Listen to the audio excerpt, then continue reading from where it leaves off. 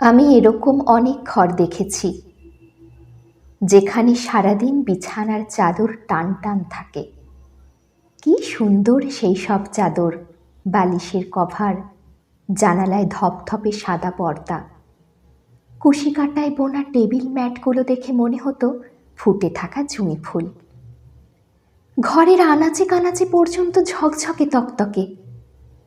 তখন থেকে মনে মনে ভাবতাম এমন একটা ঘর হোক, মিলিয়ে মিলিয়ে পর্দা কিনব, নানান ঢঙের কুশন, শতরঞ্জি, ইনডোর প্ল্যান্ট, এই সব কিছুতে সাজিয়ে নেব মনের মতন।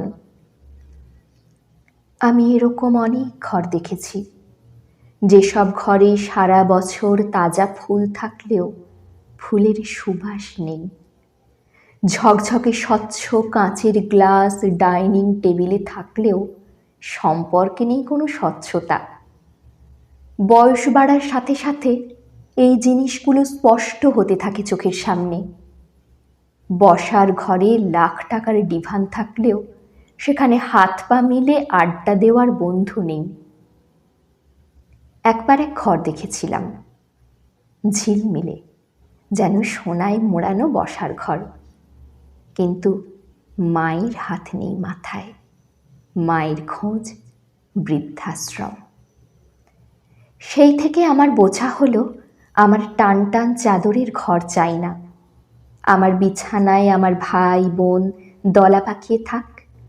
আমার বন্ধুর আমার বাড়ি এসে থেকে যেতে দ্বিধা না হোক। আমার মা যখন তখন মেঝেতে দা বটি নিয়ে শাক বাছতে পারুক। অসুবিধে কি যদি পুরো মশারি খোলা না হয়? আমার দরজা খোলা থাক প্রিয়জনের অপেক্ষায়।